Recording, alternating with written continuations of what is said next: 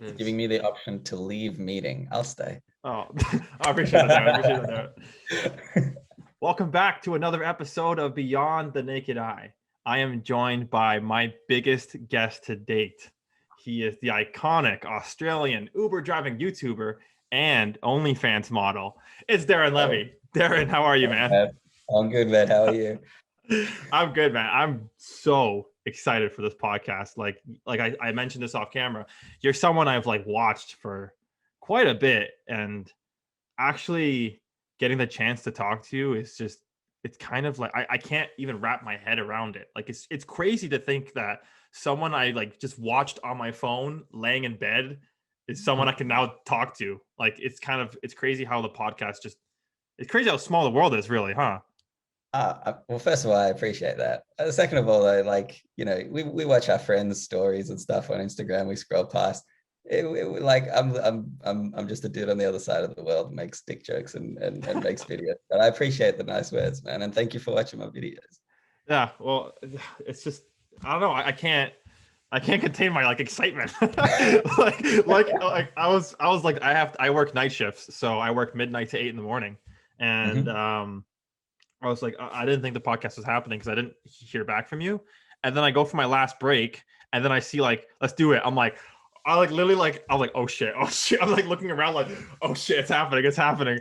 And yeah, like I've been so psyched to like actually do it. So if I do stutter a little bit, ladies and gentlemen, I do apologize. It's Darren fucking Levy. Like I think there has to be an exception. I just want to say before we start the podcast, by the way, thank you so much for actually like coming on here and talking to me. Being a much bigger YouTuber, you almost had 1 million subscribers. I haven't even hit 100. Like it's so nice of you to actually like do this. So I really appreciate it, man. Dude, thanks for having me. I love chatting, and everybody loves talking about themselves to some degree. So let's I'm down.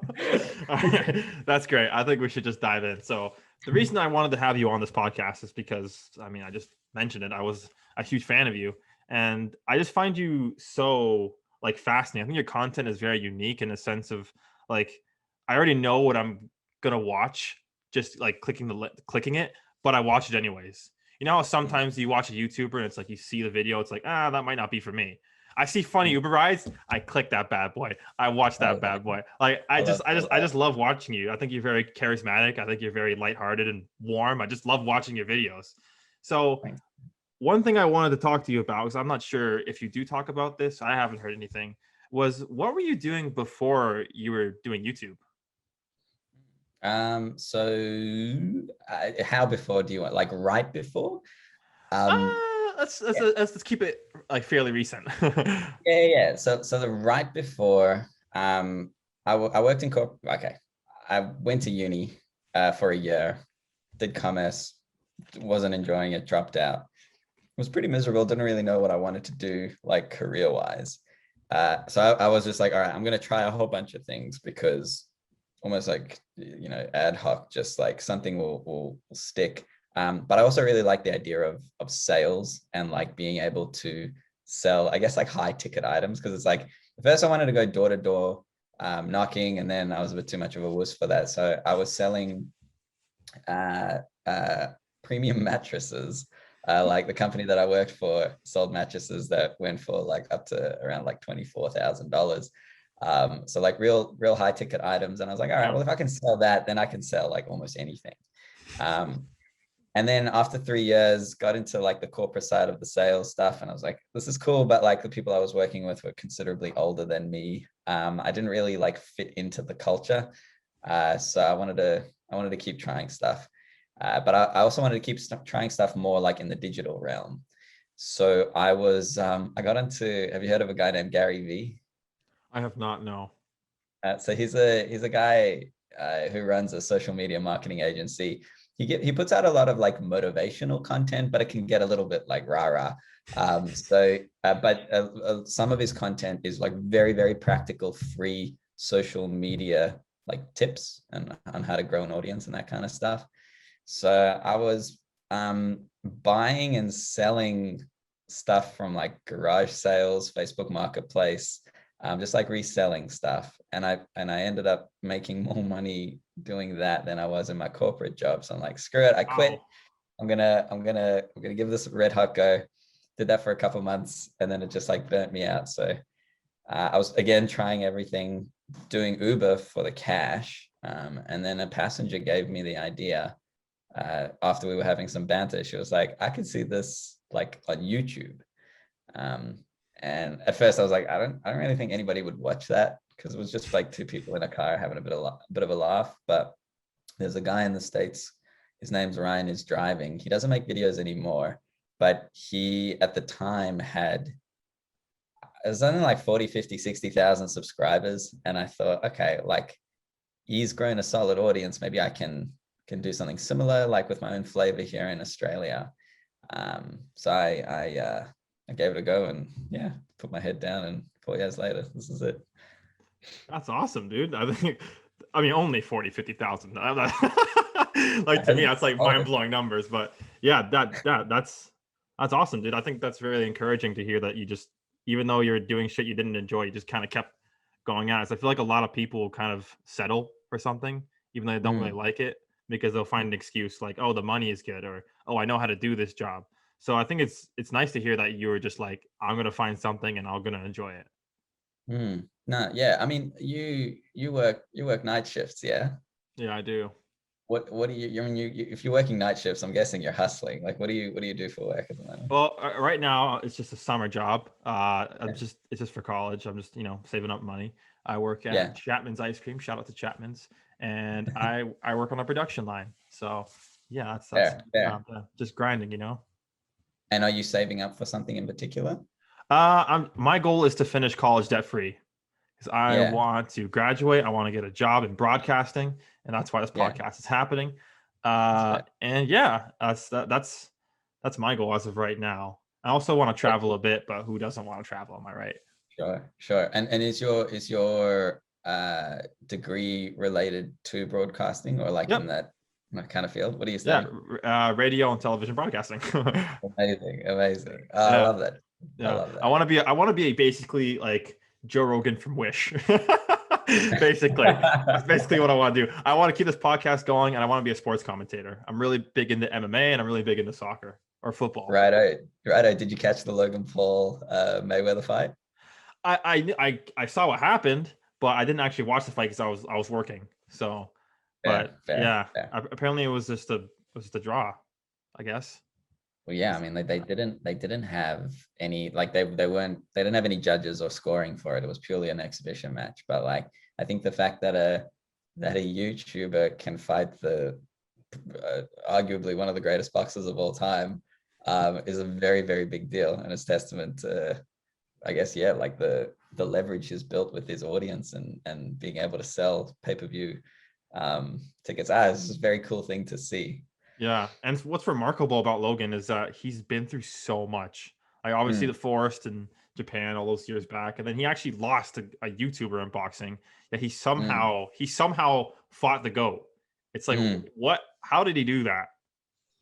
Yeah, and like, I mean, he has his own reasons around it, and I think like there's a big thing there around well, one, perhaps a cash grab, but also just seeing what he can do. But like on a macro level, it's fun. Like, I mean, I've kind of watched him like up close and afar, just because like when there's some scandal around somebody, you can't not wonder if they like what's happened, like what's their story arc and what's happened. And I even like a little while back, I commented on one of his TikToks, and it was just like I comment on TikToks, like I always try to comment something cheeky to see if I can get followers from those comments.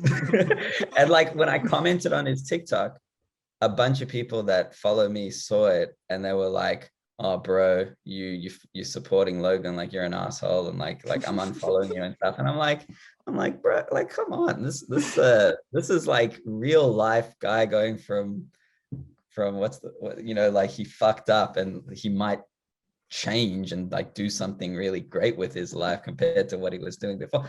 I was like, this is fascinating to me. Yeah, I totally agree.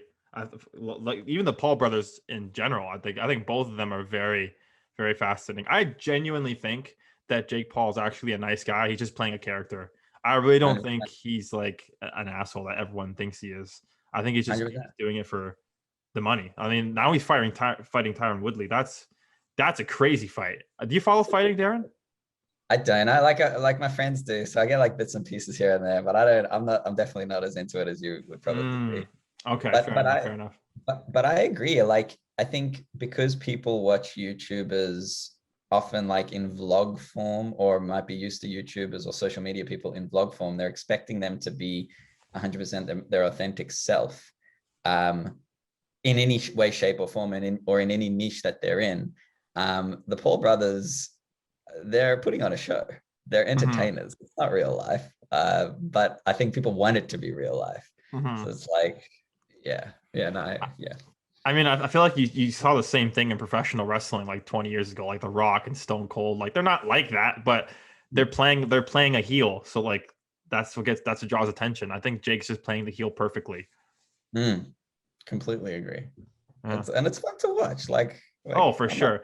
I feel like YouTube events, like YouTube boxing and stuff, is something people don't want to admit they watch, but they watch anyways. Like no one's Mm, ever like in my conversations with people, no one's ever like, oh, I can't wait for that YouTube versus TikTok like boxing fight, whatever. But they watch it. It's like shut the fuck they up. watch it. You're sitting in Saturday night to watch that shit. I am A 100%. 100%, 100%. So I mean, like today, I didn't buy the fight because I was also busy today, but I probably would have if I had like nothing on. And I think they sold, I'm not 100% confirmed on this, but I think they sold around 200 million dollars worth of pay-per-view.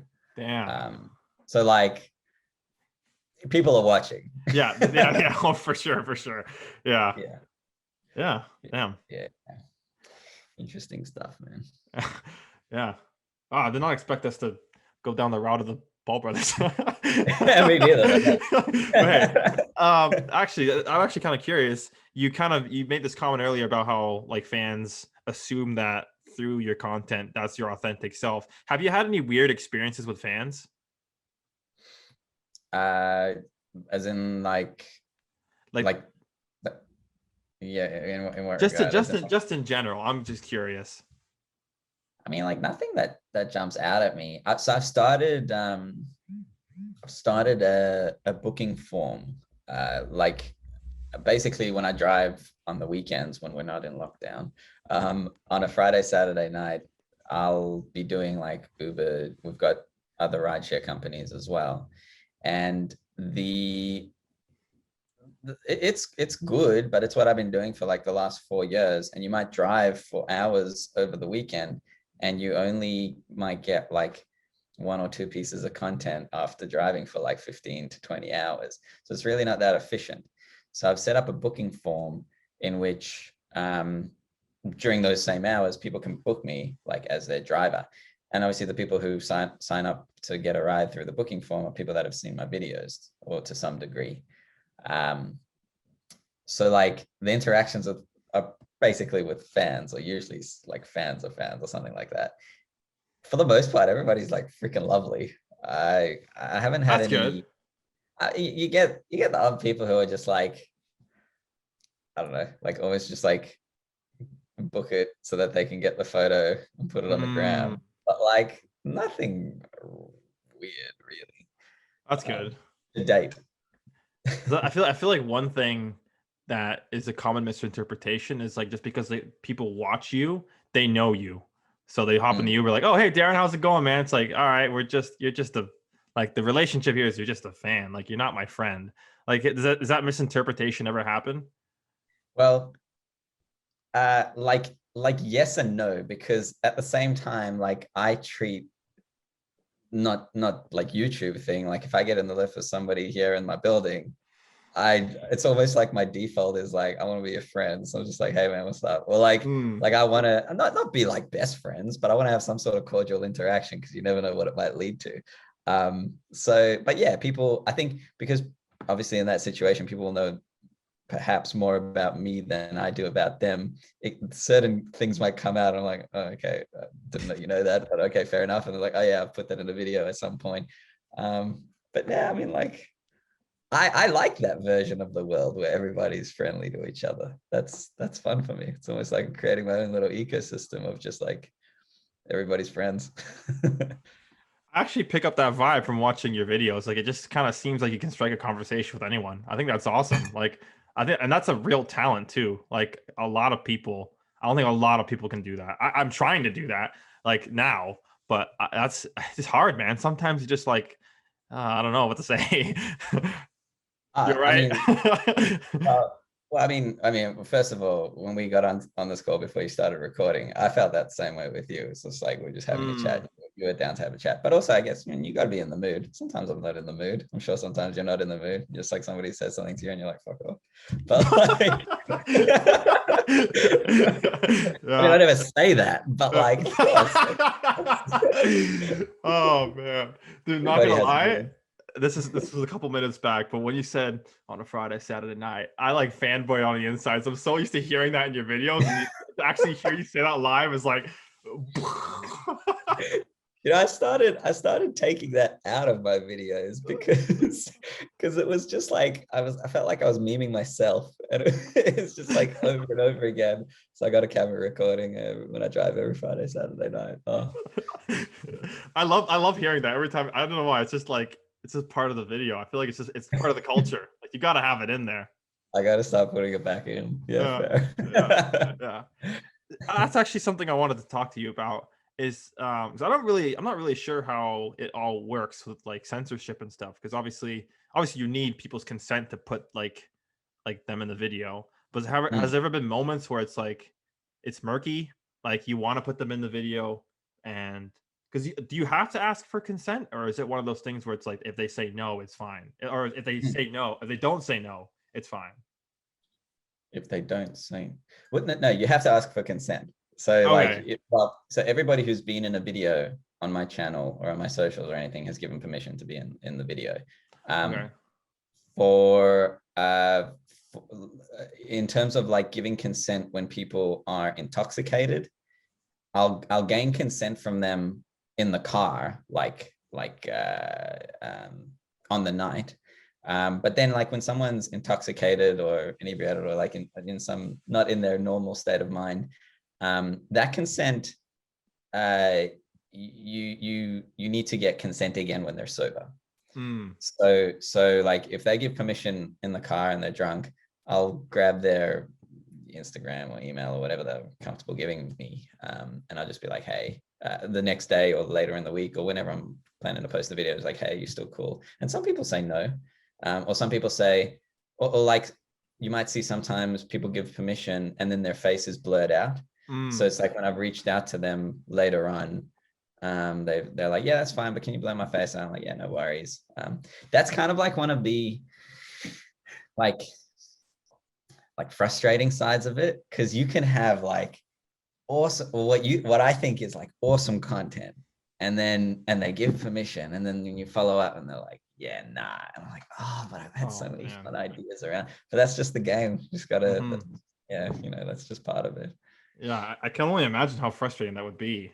Like Yeah. you have that awesome bite, you have that awesome bit, and it's just like, yeah. Has there ever been a moment where it's like you wanted to censor it for them because it's like, nah, there's no way. Even if he's okay with it, there's no way this Oh, can air.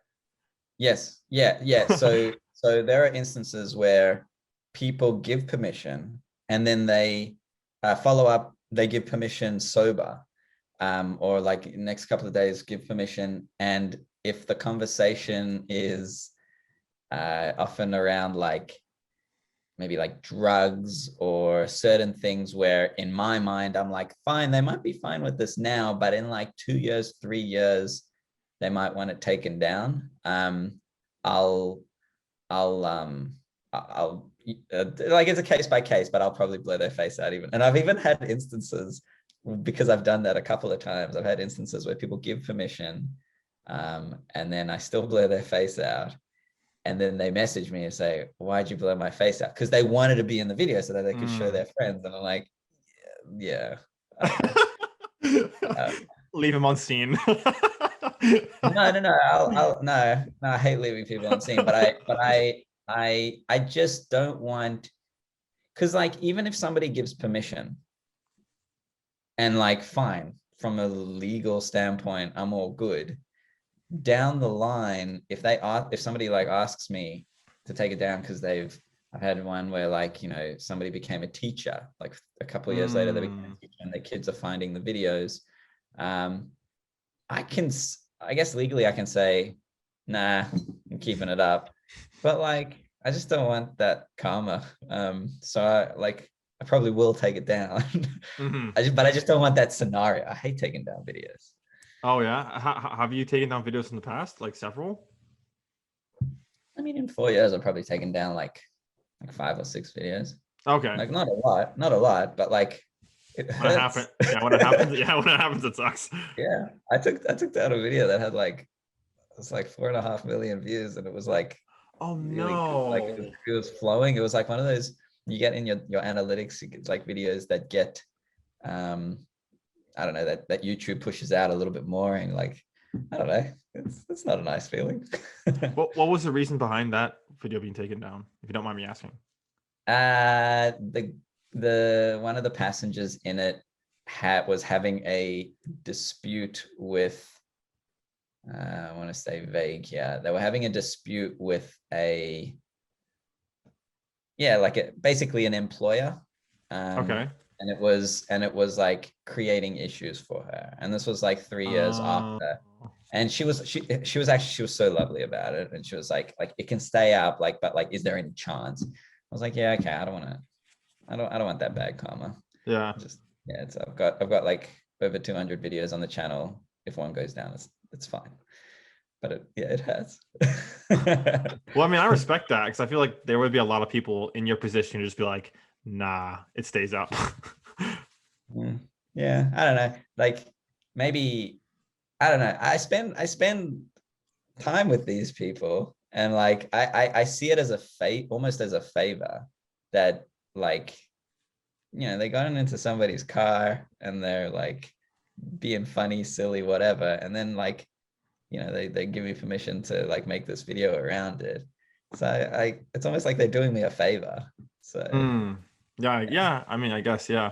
One of my favorite quotes actually from Funny Uber Rides was this one guy was ranting at you saying, You're you're such a Jew.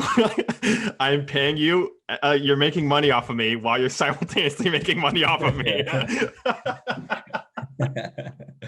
yeah. Yeah. Yeah. The slide, yeah. Oh man. Has there ever been like Uber rides where it's been confrontational? Confrontational. Yeah. Like, I need to get this guy out of my fucking car. Nah, not really. No. People can be like heated about certain things. On a I mean, I kind of pride myself on being like really good at de-escalating. So I've Mm. definitely been in a lot of situations where I feel like if I had like reacted, shit could have hit the fan. But I don't know, you're in like a 20-minute ride with somebody, just if I can't stand them, I'll just drive a little bit faster and get them out of the car a little bit quicker. I don't know. Fair enough. Because you see like these videos on YouTube of like people just being the absolute worst. And I Mm, know there's a bunch of stuff that you don't actually put out. So that's one of the mm. things that always like drives me crazy. It's like, what is Darren doing that he has not put on his channel? Yeah, most of it. Yeah, I mean, like, Yeah. yeah, you see like 5-10% of my Uber rides, That's but crazy. That's crazy to me. Is it just not like eventful, or is it just that you don't want to put it out there? nah, most of it's boring. Most of it's just like A to B, people on their phone or like falling asleep or something, because I drive the night. But um, yeah, I kind of, I get that majority, and it is majority of like Uber driver rider related content is somewhat confrontational, or like kicking passengers out. And I get that gets clicks. And that's why like the most viewed video on my channel is like the only prank I've ever done on my audience. It's like an April Fool's thing, because I knew that something confrontational would get clicks. So I'm like, well, I don't want to post that or share that kind of content, but I'll do it on April Fools as an excuse. But it just goes to show that that's the appetite people have for Uber content. But I don't want to be that guy. Like, you can get enough of that online. I think I could speak for the one of many when I say you absolutely bamboozled me on that video. So I didn't watch to the end. I didn't watch to the end. So I was just like, oh shit, this is intense. I hope Darren is okay. And then I was like reading through the comments. It's like, oh, this shit's intense. Like people had the same reaction of like, oh, like is Darren okay? Like they didn't watch to the very end where you said it was April Fool's joke. And then I read one comment. It's like, oh, thank God. It's so funny though, because that I've shared that clip once on TikTok and it did okay, but there are so many like of those accounts on TikTok that just share just like random content to get clicks or to get views, and that clip keeps getting shared on TikTok, so they don't show the end, they just show parts of it. So there's so many instances now where people, like if I bump into somebody on the streets or something and they've seen that clip and they're like, oh, I'm so sorry to hear about like what happened when you strangle. I'm like, yeah, no, it didn't happen. It was April Fools. Oh, I must be so awkward to explain that. Like, yeah, nah. Yeah, I feel bad. I'm like, yeah, no, you got had. But it's also sort of satisfying. It's just like That's actually something that you just brought up. I find interesting. How do you feel? Because you're a fairly big YouTuber, so I can only imagine that sometimes people will like clip up your something that you post and put it on their own channel for views. Is that something that bothers you? In the short term, like, yeah, it's annoying because it's like, oh, but if they like credit me, or like the rational side of me is like, this is a good thing. It's just like a media company, or it's another media entity sharing your content.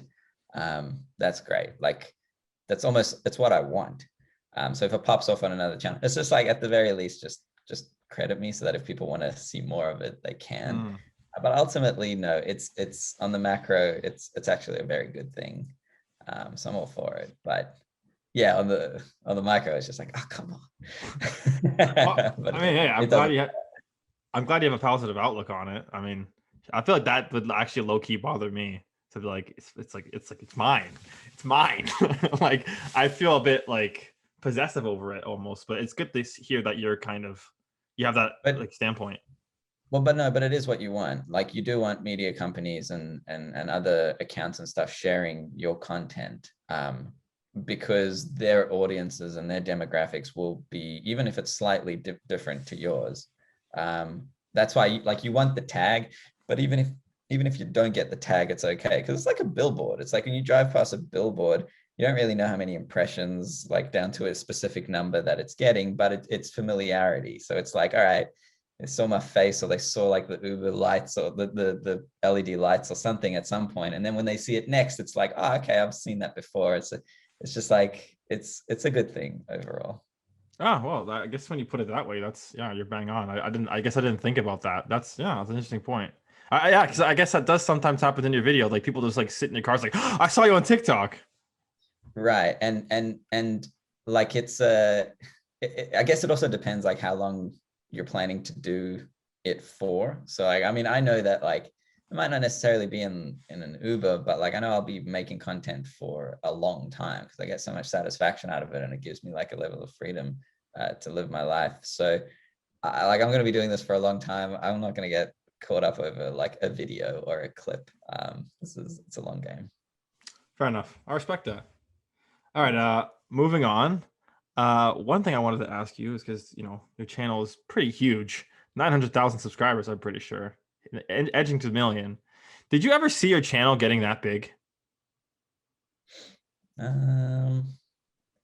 Depends when it depends when you might ask me that. As in like I when I started making the funny Uber rides thing, I'm like, oh, it'd be cool to grow this and see what happens. But I didn't really think, no, like numbers around this point. But yeah, I mean, like if you're going to be doing it for 20, 30, 40 years, you'd hope that there would be some sort of like trajectory Yeah. upwards. So yeah. No, it's exciting though. Like it's cool to just be like, I said it before, it's cool to just be making dick jokes for a living. Yeah, I mean, yeah, I can't really complain. That's pretty cool. Something I wanted to ask you, this is something I kind of experienced, but at a very, very small level. Do you remember like when one of your first videos actually went somewhat viral? And I mean that in the context of like when you went from a state of having next to no views to actually having something.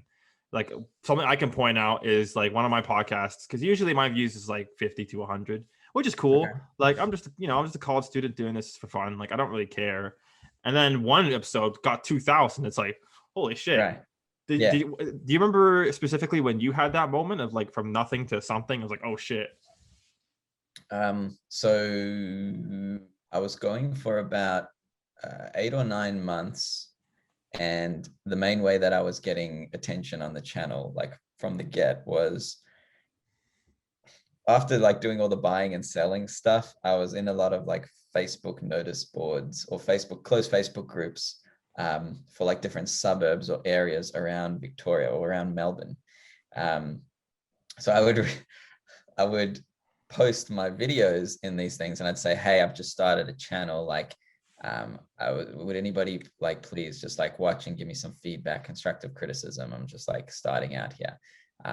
It was a sincere ask, but it was also like a hope for a view, because at that time, like YouTube was a little bit more basic at that time. It's like if you had viewership, YouTube would push your content out a little bit more. Whereas now YouTube is a little bit more like they've tightened the screws on, you need to have solid click-through rates and solid watch time for it to really get amplified. And then I would also hop on Reddit, and if there was a video where like my passengers and I were talking about Tinder, I'd go down all of like the Tinder subreddits and like share the video and say, hey, this person's talking about Tinder, or like related somehow to the subreddit. And I would do that every week, like almost like religiously. I'd spend like a solid like day or two just posting it as many places as possible. Wow. But it would push viewership, but it wouldn't gain organic like traction through YouTube. So at the 8 or 9 month mark, I had around like just under 3,000 subscribers. The videos were getting around 1,000 views a week or thereabouts, and that was like my benchmark. And then when I put out the April Fool's video, it didn't pop off straight away, but after about, I think it was after like 2 weeks or a month, it just like jumped in like a day or two, and it might have gotten me like, I don't know, like a couple 100,000 views. And then since then, it's never actually gone like silly viral in a day. It's just been a slow burner that's just always gotten attention, but it was enough to get people to watch like my library of videos and like binge watch it, as you said earlier, and then just get used to me. And that was like the starting of like building an audience. And I just remember, because I linked my Instagram in every video, I was growing like when that April Fool's video started to get a bit of traction. I was, for like a couple of days, I grew like 10,000 followers a day on Instagram. And I was like, whoa. I was like, whoa, okay, this is real now. Yeah, that was cool. That is crazy. Holy shit. 10,000? It's a fucking drug. For Yeah. like 4 or 5 days. Not like, you put that thing in your arm, you just like, oh, yeah, give it the good stuff. Fuck. Oh man. That's crazy. But yeah, wow. I mean, I don't know how to feel about that, to be honest, because although I respect the hustle, nowadays you go on Instagram, it's like, I'm the best rapper ever. I could rap better than Drake. Check out my music. Like every comment, it's like, oh my goodness. I guess it's people just like people have always done that, man. Like I think there's a difference between like spamming and thoughtfully spamming, but at the end of the day, it's still spamming. So I'm not, it's not like that I'm like proud of like the manner in which I was like getting those initial views, but at the same time, like, I don't know, maybe I had just like the self-belief that like the content is good, or that there is a wider audience for the content. I just need to get that initial bit of traction. But hey, I don't know, call me a scumbag. I don't know. No, I'm not saying that. Out of it.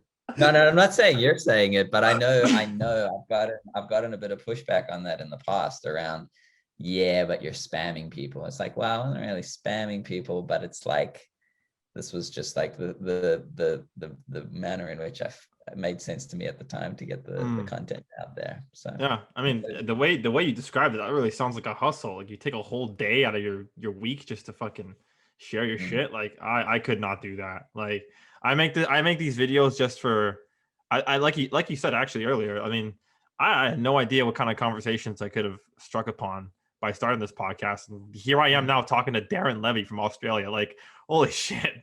Like it's kind of crazy how far this has taken me. And I think it's awesome. Like I think that at the end of the day is what I strive for more. It's just the passion of it more than like the actual viewership. But I mean, hey mm. man, I respect the hustle 100%. Like I feel like that's the equivalent of like listen to my mixtape. You know what I'm saying?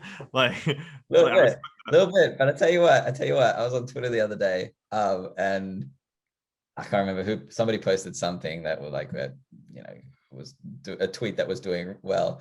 And then like I was just going down like the thread, and there was this rapper. It was literally like, I listened to my mixtape, and I'm like, I never listened to these guys, but this guy's got a bunch of like upvotes. Let me just have a look. And he was like half decent. I was like going, I checked out his page, and it was like decent raps, because I like rap music. I'm Mm, like, oh, this is cool. I was like, all right, fair enough. Like, if this dude like keeps going, maybe not necessarily like through Twitter or whatever, but like you just need that initial audience. And unfortunately, that's just the way it works with a lot of like social media platforms. You need that like initial viewership to start getting in the recommended. And there are a mm. bunch of creative ways to get in that initial viewership. So what you Yeah. got to do.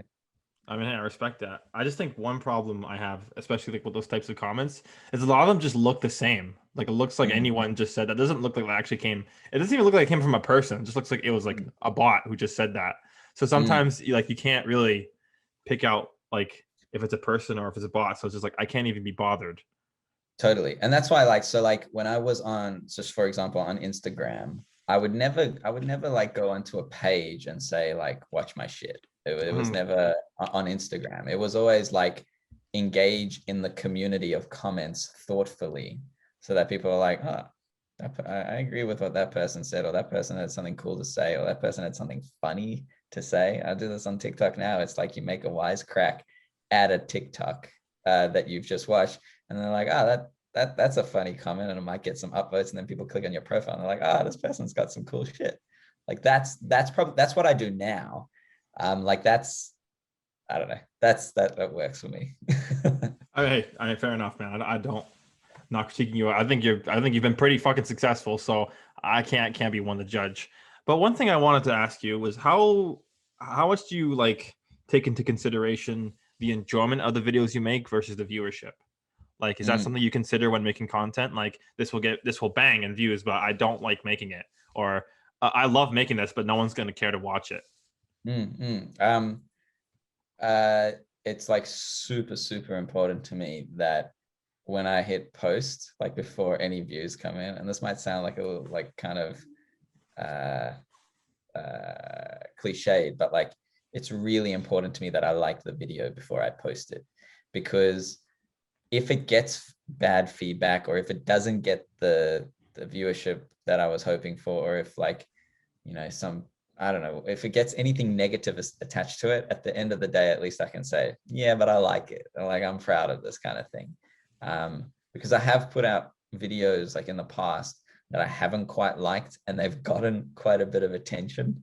Mm. And that made me feel worse than if I've gotten like negative comments, or yeah, because it's like you got to be proud of what you put out. And I only put Oh, out one video a week, so that's you know, you can be proud of that video. yeah. Oh, that's fair.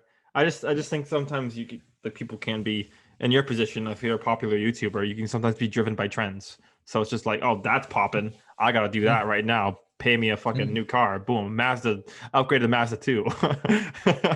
Yeah, but that's what I did with the April Fool's video. I was like, okay, the controversial content with Uber drivers does well. I have a good feeling. I mean, nobody ever knows that a video is going to do well, but I have a good feeling that this type of video would do well. And like, between you and me, I like the editing on that video. I like how like fast paced. I love the music and everything. Hmm. But when I posted it, I was saying my friends were like the actors and everything in the back. I was like, oh, it's a little bit cringe. So when that video went viral, I'm like, I'm happy I got a viral video, but like that video's a little cringe. I hope they watch my other content because yeah. But what were your friends' reactions to that video? The ones in the video. Oh, they thought it's hilarious. They're like that. They're like that fake ass thing went viral. What the fuck? Is it recent? Did they not want to be on camera, or is that just for the purpose of the video? Oh no, they want to be on camera. I know. I just blurted out because it's like it would just fit the narrative of like I just come back from the police station, but I want to share this with you. It was just Yeah, I actually really like the editing from it too. Like you played a great like victim in that video. Like it looked like you genuinely wanted to shit yourself. I'm like, damn man. Like did you like was that one take or did you actually have to practice it several times? Like how did you execute that? It took us like maybe like 2 to 3 hours to film it, I guess. Wow. Damn. Yeah, we were just fucking around. I mean, I had like a loose script of like this, we got to do this, got to do this, and then we were just kind of fucking around. I love those guys, Michael and Aaron. Michael and Aaron, shout out to them. Hell yeah. Yeah, that was a great video. I love that video. To this day, I watch that video. I love that video. I love that. Thank you. So, okay, this is something I also wanted to ask you. So I have questions. So you do put this in your video, and I find it funny how like there's the editor Darren, then there's the lawyer Darren. Like they come in the video, and I think that's funny. But like on a serious note, do you do all of your content by yourself, or is there someone behind the scenes that help you? It's all me at the moment. Yes, and that's also part of the reason why. And I apologize for this off camera, but I'll apologize on camera as well. It was why I was really shit at getting back to you, like your emails, because I'm very much overworked at the moment. Like there's so much on my plate, and I'm also like missing out on some really cool opportunities because I just don't have the capacity to do it. So last week, actually, for the first time, I found. Not actually, I didn't find a guy. He reached out to me. He made this guy named Spencer made this like 30-second promo for like my nosy fans, and it was so great. It was so awesome. And I was like to him, I'm like, I need to find. I said he asked if I'm looking for an editor, and I really like editing my videos. I want to do the editing, but I said I need to find somebody to help me with my subtitles because the subtitles take me like 3-ish hours a week. Wow. And well, like that's for like an 8-minute video. It takes longer if the video is longer, but it's like I need help with this because I could really use those extra hours in the week. So he did it for me last week, and he did such a great job. So now I think I've got like a subtitle dude, which saves me time. But like I need to start building this out a bit smarter because I'm very much it's a one-man band for the most part. Well, I mean, I wouldn't knock it. I think that's really impressive that you're able to do all of this by yourself. I think that's something that this industry, like the industry of broadcasting in general, is kind of shifting towards, where it's like they don't need a team of people. They want one person who's kind of good at everything. And I can kind of speak from that firsthand experience being in my program. They kind of want to teach us to kind of be kind of good at everything. And while like saying that, I'm still a novice because I'm a college student.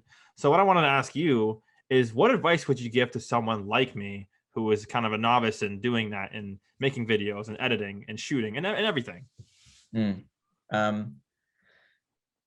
I think based on the conversations we've had that you're going to be doing this for a while. So appreciate that. Like,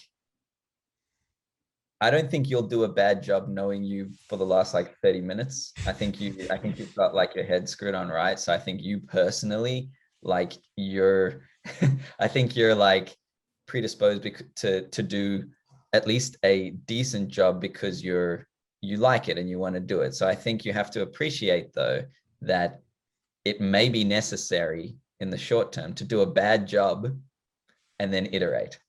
So like because you're going to be doing it for a while, just make sure I say this a lot on whenever I'm asked a question like this.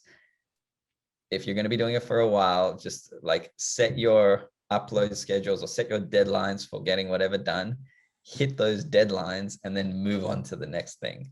Like do a bad job and iterate because you will get better. You absolutely will get better. Wow. I did not expect that advice. Do a bad job, Brian. Do a bad job, but then just do it again and do it better. Oh yeah, I respect that. I think that is something I'm kind of been struggling with recently. To be fair, with my podcast, is like finding guests, because it's a Mm, situation where it's like I've already covered a lot of topics that I want to like talk to people about. Like I like mm, my last episode or the episode before, I one thing I always want to do is talk to a drag queen, and mm. I did that, and that was really interesting. Awesome. And yeah, and this is like just topics like that. Like I just want to have interesting conversations, and now I'm kind of hitting a roadblock. 'Cause it's like the people I want to have interesting conversations with are so Mm, popular to a point where it's like they won't see my email, they won't see my DM, and then people kind of at my level of like followers or whatever don't really. I don't want to sound mean here, but they don't really interest me to have the mm, conversation. So it's kind of a roadblock, if you understand what I'm mm, saying. So mm. yeah, I mean, I'll take that advice into consideration. Just do a shit job. I'll just interview Bob off the street. Like, dude, you'd be surprised. Bob would have some stories, but I definitely hear you. It kind of reminds me. So a friend of Michael, the guy who was in the one of the guys who was in the April Fool's video, he started a podcast about 2 years ago. It's called Funny and Failure, and he was interviewing like local guests, mainly comedians initially, and they were like small time Melbourne comedians, because he was fascinated about this idea of like exploring the darker side of comedy. So when you fail or when you bomb, and like really quite a like a beautiful concept. And he would reach out to like, and he still does reach out to anyone and everyone, or any comedian that he could think of or that he liked, and he'd have these conversations, and he would have some repetitive conversations, but he's gotten it to a point now where he just like he did a bad job and iterated. He didn't do a bad job. He actually did a pretty solid job to start with, but like he just kept iterating, and now he's like, I mean, COVID was one of the best things that happened for his podcast in particular, because people were forced to be online. He started reaching out to people in the States, and he's been getting like these bigger names from like TV shows. And it's all come from him not stopping to reach out. Even, and he's like, he'll get 50 no's and one yes. And it's just like, sweet.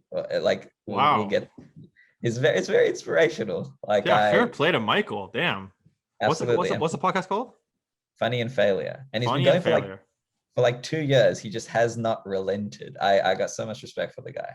Yeah, I have newfound respect for this guy. God damn, shout out to Michael. That sounds pretty cool, man. Like, yeah, that is a really like shitty feeling when like I find somebody, I want to interview them, the conversation's gonna be great, and they just turn me down. Like I had Mm, one actually, I'm not gonna say his name, but he was a professional soccer player, professional footballer, and I knew him from like something he did a couple years ago, like a project he did, mm, and he doesn't have that many followers, so it's like it was kind of easy to talk to him, and mm, we had a conversation. He seemed really nice, but he didn't want to do the podcast. I was like, fuck. Just getting a mm. no is like the worst feeling ever. I hate it. But Yeah, fair play to Michael, man. I guess I got to follow in his footsteps. Damn. I feel you, man. And especially on the podcast thing. I mean, I kind of joked around about it earlier around, you know, everybody loves talking to themselves to some degree. So as much as it is a joke, it's also true. Like if you're saying to somebody, hey, do you want to come on my show and talk about yourself? If they got time, they'll do it. like like and I think also like on the rejection piece, this is something I learned in sales. It's not like necessarily the healthiest mindset, but like every no gets you one step closer to a yes.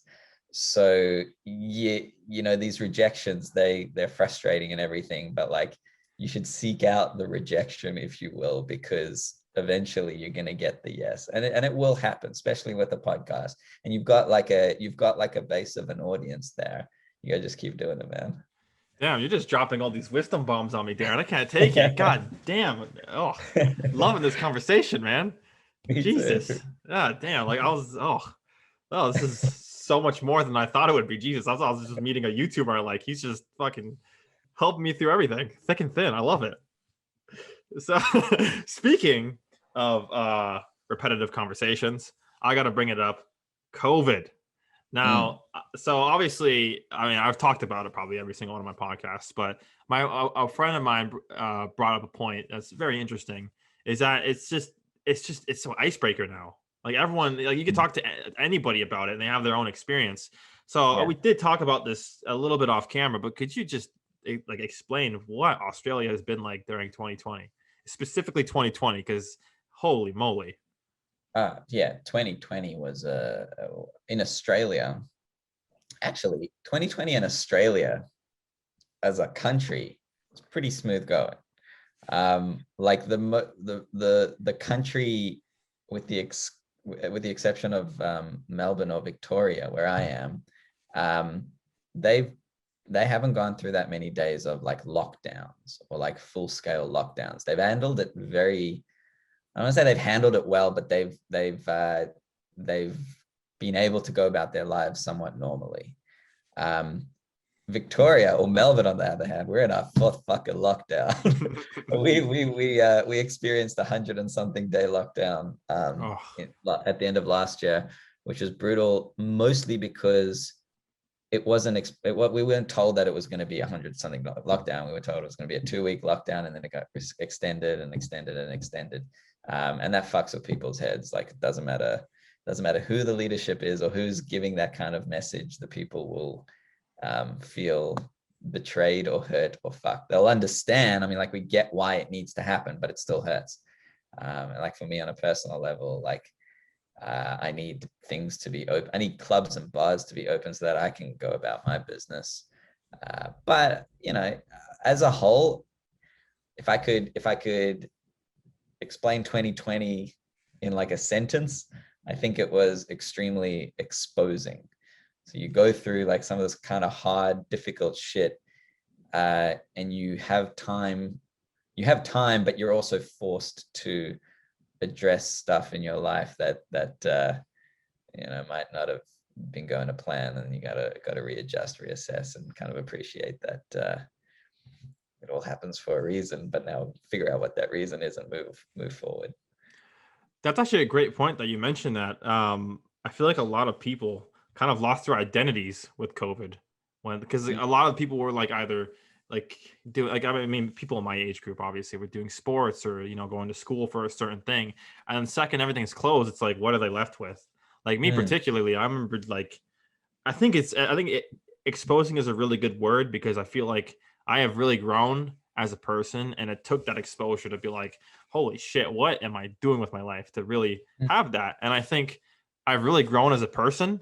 I know it sounds a bit cliche, but I've really grown as a person since the beginning of lockdown. And I think it's safe to say for a lot of people, especially, that I am not the same person going into the pandemic than Mm. hopefully coming out of it. Hopefully coming out of it. Totally, totally. I absolutely relate to that. Like for me personally, like for 4 years of YouTube, um, you know, had the upload schedule of every Friday, drive on the weekends, get the video edited, and like try to get the content out there as much as I can during the week.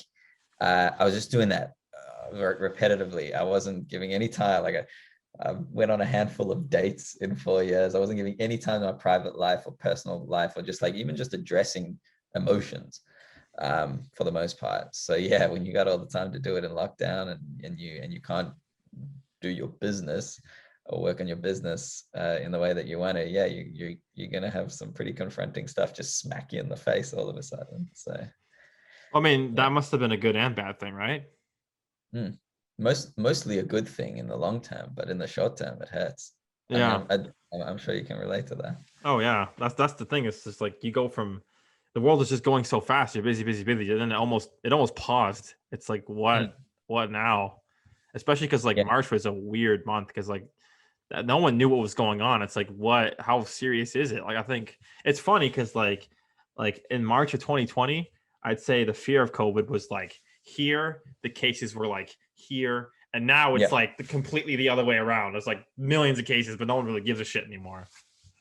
so true, so true. I was living with mum at the time, and excuse me, that's not COVID. I was living with mum at the time, and we needed to go to the supermarket. This was in March, and it was fucking terrifying because all of the information that was out there was, so we were in lockdown. All the information that was out there was so conflicting. I was on Twitter for most of the day reading all of these opinions that just were all bullshit but terrifying. And I was so scared of like the whole thing. When I went to the supermarket, I have never been so careful with gloves and masks and all of this kind of stuff, and touch something and then don't touch my face. Didn't realize how much I touch my face. Whereas now we have to wear a mask when we go to the supermarket. I go to the supermarket, wear a mask, come back, wash my hands. Real sweet. Calm. Yeah. Yeah. Actually, I heard that that the toilet issue was a thing in Australia before it hit the rest of the world. Is that ring true with you at all? The toilet paper issue. Yeah, toilet paper issue. Yeah. Yeah, it's still a problem. It's still really. Well, this lockdown that we have, it's such an irrational thing. And it didn't bother me. It didn't affect me, or didn't affect me previously, because I mean, not to give too much information, but like mum and dad, or mum, like they buy toilet paper in bulk, so we never had an issue with it. But I'm living alone now, and this lockdown that was announced 2 weeks ago, I literally had one roll left, and I was like, lockdown, fuck, lockdown, people are going to be freaking out. And I went to like 2 supermarkets before I found like a wall of, not a wall, a couple of rolls of toilet paper, because people were panic buying. I'm like, why are people panic buying toilet paper? That's so crazy how that's still a thing. Like, what? Hilarious. It's hilarious. Oh my God. In Canada, they set a limit, so it's like you can only buy 2. Did that not happen in Australia? They set a limit last time. After a while, they set a limit over like a whole bunch of things. But now, I think they just kind of hope people would. Now it's open season. Yeah. Yeah. Jesus Christ. That's mind-boggling to hear, that like toilet paper, like it's so funny because it's like the most ridiculous thing. Like how much do people need to wipe their ass, and yet this is like a constant issue. It's a chicken or the egg thing. It's like, how much do people need to wipe their ass, or how much curry are people eating on a day-to-day basis? It's like, sort your diet out, bro. Oh man, Jesus Christ. That like just took me aback. I can't believe like groceries is still a problem in Australia. Like, holy shit. It was only for the first like 2 or 3 days, and then and then supermarkets, they figure their shit out, I guess, their logistics side of it. So what was Australia's like definition of lockdown? I think different countries kind of defined it differently. How much was closed? Was it just like essential stuff, like grocery stores, and like how much was shut down? Well, it depends where in Australia. Like I said, like Melbourne was the only state that experienced Melbourne was the only city that experienced the most harsh lockdowns. And I actually think that the Victorian government were doing things, not necessarily that they knew they weren't allowed to do, but it turns out now there were certain things that they weren't allowed to do. So for example, we had the maximum security lockdown or whatever it was that went for 100 or something days. For a good chunk of that, we had a curfew, so you couldn't leave home. Initially, I think it was from 8 p.m. till 5 a.m. And like there's a 7-Eleven a couple hundred meters from my home. And I was like, I wanted to get something one night. I'm like, I can't go there because there's a curfew. And we have like, so they were doing that. I don't think, and then it went to court, and then I think they realized they're not allowed to do that. So now that can't happen anymore now, because there was like a human rights thing about it. But now we have like travel bubbles. So initially, well, for the bulk of that lockdown, there was like a 5-kilometer bubble that you can only travel in. There are only like 4 reasons to leave home. It was like to go to the supermarket, or to get essential goods like chemist or pharmacy sort of thing. But other than that, everything's closed. Oh shit, damn.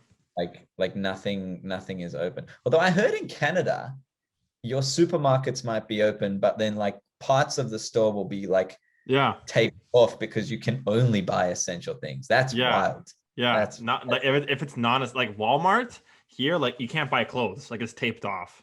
You can only buy mm, like you can only buy groceries. I don't know why. I don't know who thought that was a good idea. You can still buy it, but it's like through curbside pickup. So it's like you order it online and then you pick it up. But yeah, it literally is taped up. It's like yeah. why I don't understand. Like I don't get why that's even a thing. Like I mean, I guess maybe the thinking behind it is if you're gonna go to the store, do it as quick as possible, just get what you need. It's good in theory, but like this is one of those things of like the arbitrary rules that are put in around COVID times. Uh, there's like a constant argument over, is this right or is this wrong? Is this reasonable? Is this not reasonable? And I said this to you off camera. It's gonna be beautiful looking back at this in like 3 or 4 years and like analytically going, okay, that was a fair move. That was a shit move, and seeing how it plays out well. Although it's been politicized, so like with everything that's been politicized, there's just going to be a whole bunch of bullshit around it. yeah, I Yeah. think a lot of the stuff that's revolved around COVID restrictions are just good in theory. Like I just feel like okay, we're locking down for context here. This is the third time we've locked down in Ontario. And okay, although in theory it's like, oh, by locking down, you're staying home, you're not spreading the virus. It's like, okay, that works, but you're hurting a bunch of businesses and you're destroying the economy. So it's like, what is worse? Like you gotta take that into consideration. With the first lockdown, I completely understood and I was behind it because it's like nobody knows what's going on. But now it's like we're in April, people are getting vaccinated at an accelerated rate, and yet we're sitting here with our thumbs up our ass, staying at home. It's like what's going on here? Do you know what was beautiful about that first lockdown? Like as frustrating as it was, don't get me wrong, like I couldn't work, I couldn't do my job. I couldn't run my business, I couldn't make what I wanted to make. But it was the first time I think ever, at least in my lifetime, where the entire world was like, I want to say together, but like in it. Mm. And there was a level of frustration and fear, but like cohesion worldwide. And it was fucking beautiful. I really like, I remember seeing these clips of people playing music on balconies in Italy. And when it hit them really bad, like early Hmm. days. And I just remember thinking, man, that's like human spirit shining through. That was really, really cool because everyone's worried, everyone's freaking out. But this is just like people are like, all right, well, what are we gonna do? We're gonna play some music on our balcony. I don't know. It was like one of the few times, and the only other time I've ever felt that kind of like worldwide cohesion, although it wasn't as worldwide. Um, you, you seen what happened a couple months ago with like the GameStop shares and Oh, Robinhood. yeah, yeah, yeah, yeah, So yeah. like Briefly I about I I bought GameStop, and I want to be part of this worldwide meme. Like I want to make money, sure, but I want to just be part of it. I want to be like following along. And then when like Robinhood, like what was it? They shut down trading with one of the I can't even remember it in detail, but the disgust and the dismay from like everyone in the game was like this is so unfair, this is wrong. And hmm it brought everyone together because they were so pissed off, and there was no politicizing it or anything. It was just something wrong happened.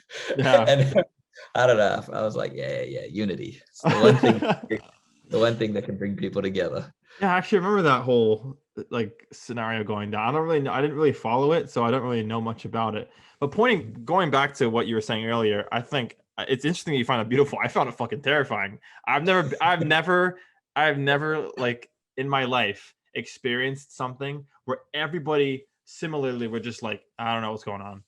Like you can Mm. ask anybody like what's happening. They're just like everyone's simultaneously just like, I don't know. That was terrifying. But were you worried that it was like Armageddon, the end of the world? I wouldn't say end of the world, but I'd just say like, what do we do? Like, where do we go from here? That was the worry. Like, Yeah. I couldn't picture what a year from now would look like. But to be fair, though, I was like, when it first happened, I'm like, bro, this is lit. I get 2 weeks off school. So I was like, I thought it was gonna be a 2-week thing, like a lot of people did, like a 2-week thing. We'll dust it off, like it'll be fine. Like H1N1 back in the day, like remember that was like considered serious, but I don't think anything really. There's any serious precautions taken from it. I don't know. I was still kind of young, so I don't really remember precisely how serious it was taken. But I don't really remember anything being like shut down. No, and I agree. Like that example I gave when I went to the supermarket, that was at the same time. I was absolutely petrified because there was just not enough information or like verified information around what it was. But I didn't think that it was like world end sort of thing. I was like, all right, we'll figure it out. We'll get through it. It'll be weird. I didn't think it would go on this long.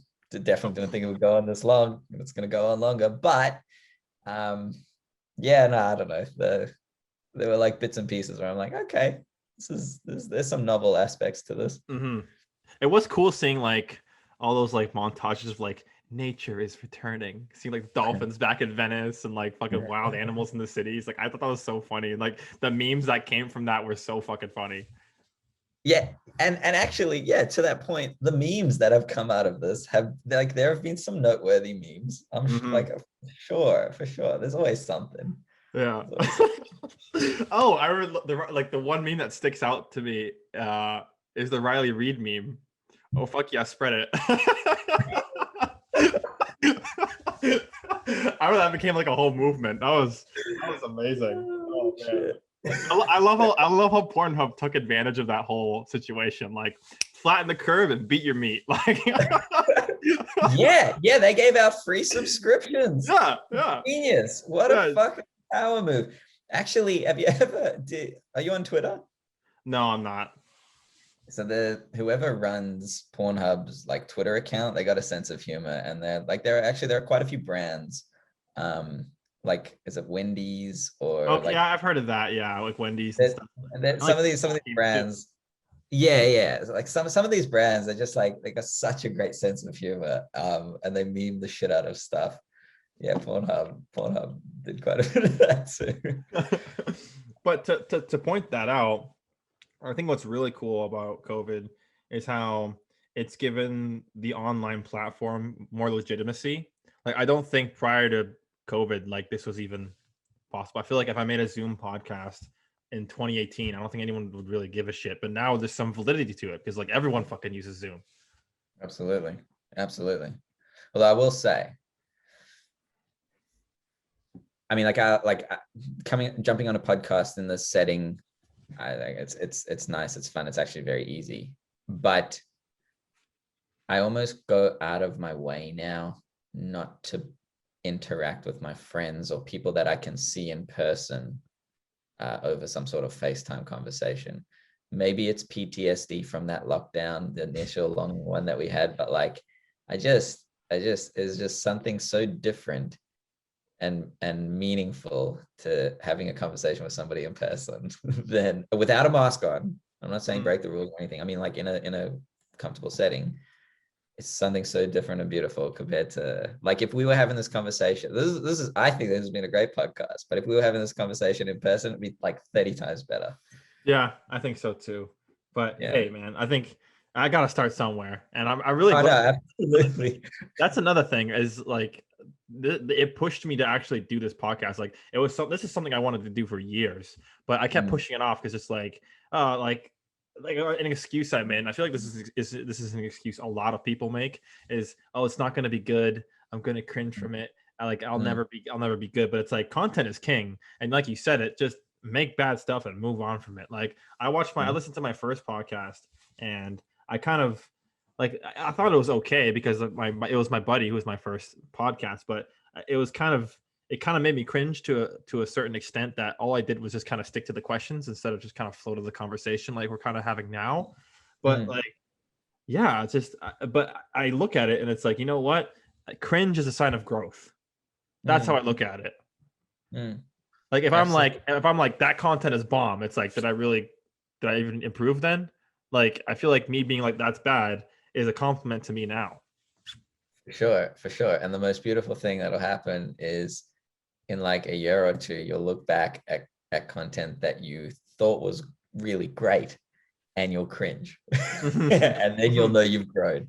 Then you'll be like, hell yeah. Like that's what kind of scares me. That's like one of those things that keeps me up at night. It's like future Brian's gonna roast current Brian. Like it's gonna be it's inevitable. Like it's kind of scary. Like I wonder if I'll look back at this part like 5 years from now, look back at this and be like, I interviewed the Darren. Like I thought I was a big shot. Like look at me. Like geez. Even though now it's like I'm still like the little kid inside of me is like, it's Darren. It's Darren. You almost certainly will, because as much as I appreciate like the nice words and stuff, like you'll get much better guests on your podcast.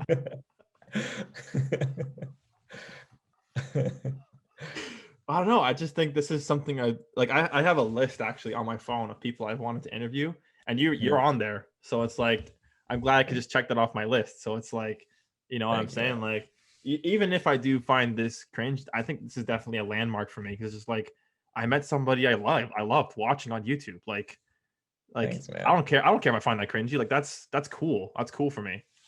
I respect that. Thank you, man. And it's been just like a very easy conversation. I can talk to you for hours. Yeah. I think actually I want to talk about this. I think you have that ability with. I said this before, but you kind of have that ability with anyone. Like watching your videos, like it kind of feels like you can like have a conversation with anybody. And I kind of wanted to ask you this question: is that something you kind of learned later in life? Because personally for me, although we're having this conversation and it's flowing really good, I feel like 5 years ago when I was in high school, I'd be like just a nervous wreck. Like I don't know if I'd be able to do this. And I think through that kind of introvertiveness and those mistakes I've made with the people I talk to and stuff, I learned from it, and I've been better at being able to talk to people. Is that something you kind of experienced, or is that something you think you've always been kind of good at? It's interesting because I can definitely relate to well, first and foremost, I think I'm an extrovert. I really do think I'm an extrovert, because after spending time with people or after a conversation like this, I'm going to be buzzed and I'm going to have like energy that I need to put somewhere or do something with, which would make me think that, yeah, okay, like I get energy from talking to people. But at the same time, like I also really like, I can be by myself for like a day or two and like have my own time and my own space. But I remember having a conversation with my brother a little while back, maybe like in grade 10, I don't know, when I was like 16-ish. And I was quite nervous, that mostly in conversations with girls, but like worried about running out of conversation, or like what if I run out of things to say? It never really happened, perhaps, or no, of course it happened, but like it didn't happen that often, perhaps because, you know, like when you have that nervous energy or and like when you have nerves, sometimes that can like actually be a good thing and force you to be on. But I think for the most part, it's a good question. I'm not sure, man. I'm definitely better at conversing because I talk a lot now, but has it always been a thing? Like one thing for me, I have to get back to you on that. One thing for me especially is like looking at my old messages with people like 5 years ago. It's like it makes me want to vomit. It's like that's how I talk to people, especially girls. I'm like, I was a grade A simp. Like emphasis on the P. Like, oh my God.